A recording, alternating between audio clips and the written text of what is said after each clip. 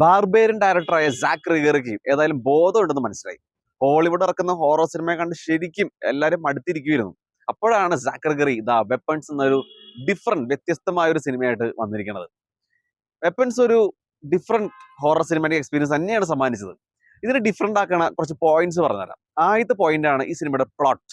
ഭയങ്കര ഇൻട്രസ്റ്റിംഗ് പ്ലോട്ടാണ്. ഒരു രാത്രി ഒരു ക്ലാസ്സിലെ 17 പിള്ളേർ കാണാണ്ട് പോകുന്നു. അവരെവിടെ പോയിരുന്നു, അവർക്ക് എന്ത് പറ്റുന്ന ആർക്കും അറിയില്ല. അപ്പൊ അതിന്റെ ചുറ്റിപ്പറ്റി ഇൻവെസ്റ്റിഗേഷൻ ആണ് ഈ സിനിമയുടെ ഒരു മെയിൻ കഥ. ഈ ഒരു കഥ വായിക്കും, അല്ലെങ്കിൽ ഈ ഒരു കഥ വായിക്കുമ്പോൾ നമുക്ക് ആ ഒരു കാണൊരു ത്വര വരും. രണ്ടാമത്തെ ഇൻട്രസ്റ്റിംഗ് പോയിന്റ് ആണ് കഥ പറഞ്ഞ രീതി. ആരൊക്കെ ജാപ്പനീസ് സിനിമ മോൺസ്റ്റർ കണ്ടു എന്നറിയില്ല, ഏകദേശം ആ ഒരു മോഡിൽ തന്നെയാണ് കഥ പറഞ്ഞിരിക്കുന്നത്. ആദ്യം ഒരു ടീച്ചറിന്റെ പെർസ്പെക്റ്റീവിലൂടെയാണ് കഥ പറയുന്നത്.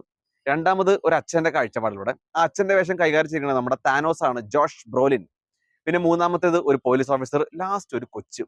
ഇങ്ങനെ കുറെ പേഴ്സ്പെക്റ്റീവിലൂടെ കഥ പറയുമ്പോൾ ഭയങ്കര ഒരു ഇൻട്രസ്റ്റിംഗ് ഒരു ഫാക്ടർ, അല്ലെങ്കിൽ ഒരു ക്യൂരിയോസിറ്റി ആണ് ബിൽഡ് ചെയ്ത് വരുന്നത്. ഈ ഫസ്റ്റ് ഹാഫ് നിർത്തണത് തന്നെ ഈ എല്ലാ കാഴ്ചപ്പാടുകളും കാണിച്ചിട്ട് ഭയങ്കര ഒരു ബിൽഡപ്പിലാണ് നിർത്തി വെച്ചിരിക്കുന്നത്. അപ്പോ നമുക്കൊരു ത്വര വരും, ഒരു ആകാംക്ഷ വരും സെക്കൻഡ് ഹാഫിൽ ഈ കഥകൾ എങ്ങനെയാണ് ഒന്നിക്കാൻ പോണേന്ന്. പക്ഷെ സെക്കൻഡ് ഹാഫിന് ഒരു കഥ പറഞ്ഞ് പോക്ക് കാണുമ്പോൾ നമ്മൾ വിചാരിക്കും ഓക്കെ, ഈ സിനിമയ്ക്ക് ഒരു സെക്കൻഡ് പാർട്ടാണ് ഉണ്ടാവുന്നത്. പക്ഷെ അങ്ങനെയല്ല. എവിടേക്കോ അവിടെയും ഒരു കഥയിൽ വ്യത്യാസം വന്നിട്ട് ഒരു അതുവരെ കൊണ്ടുപോയ ആ ഒരു ക്യൂരിയോസിറ്റിക്കും ഇൻട്രസ്റ്റിംഗ് ഫാക്ടറിനൊക്കെ ചേർന്ന് അടങ്ങിയ ഒരു ബാക്ക് സ്റ്റോറിയും ഒരു കൺക്ലൂഷനും കാണിച്ച് 2 മണിക്കൂർ 9 മിനിറ്റിൽ ഈ സിനിമ അങ്ങ് തീരും. യൂഷ്വൽ ബാക്ക് സ്റ്റോറി ട്വിസ്റ്റ് ഒക്കെ മാറ്റി വെച്ച് വേറൊരു ഹോറർ എലമെന്റ് ആണ് ഇതിനകത്ത് യൂസ് ചെയ്തിരിക്കുന്നത്. അവിടെ തന്നെ ഒരു ഫ്രഷ്നസ് നമുക്ക് ഫീൽ ചെയ്യും. പിന്നെ സിനിമയുടെ ക്ലൈമാക്സ് ആണെങ്കിലും ഒരു കോമിക്കൽ രീതിയിലാണ് പ്രസന്റ് ചെയ്തിരിക്കുന്നത്. അത് തന്നെ ഭയങ്കര രസമായിരുന്നു. ഒരു സൂപ്പർ ക്ലൈമാക്സ് ആയിരുന്നു. ഒരു ഭയങ്കര സാറ്റിസ്ഫാക്ഷൻ ഫീൽ ചെയ്യും. മൊത്തത്തിലൊരു ഫ്രഷേഴ്സ് ആണ് ഈ സിനിമയിൽ മൊത്തത്തിൽ കിട്ടിയത്. അതാണ് ഈ പടത്തിന്റെ ഒരു മെയിൻ വിജയം. പെർഫോമൻസുകൾ എല്ലാവരും വളരെ നന്നായിരുന്നു.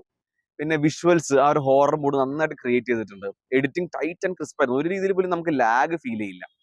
പിന്നെ ഈ സിനിമയുടെ ഒരു കഥ മൊത്തത്തിൽ ഒരു കുട്ടികളെ ചുറ്റിപ്പറ്റി ആണെങ്കിൽ പോലും വളരെ മെച്യൂർ സ്റ്റോറി ടെല്ലിംഗ് ആണ്. പിന്നെ നല്ല രീതിയിലുള്ള ഗോറിയുമാണ്. എനിക്ക് നെഗറ്റീവ്സ് ആയിട്ട് തോന്നിയത് ഈ ഒരു കൺസെപ്റ്റിനെ അവർക്ക് ഇനിയും അടിപൊളിയാക്കായിരുന്നു.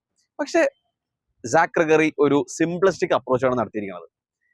ഓവറോൾ ഈ കോൺജറിങ് സീരീസ് കണ്ട് മടുത്തിട്ടുണ്ടെങ്കിൽ, എക്സോസം ഒക്കെ കണ്ട് മടുത്തിട്ടുണ്ടെങ്കിൽ ഇതൊരു വളരെ സാറ്റിസ്ഫാക്ഷൻ തരുന്ന ഒരു ഹോറർ സിനിമ എക്സ്പീരിയൻസ് തന്നെയായിരിക്കും. Must watch.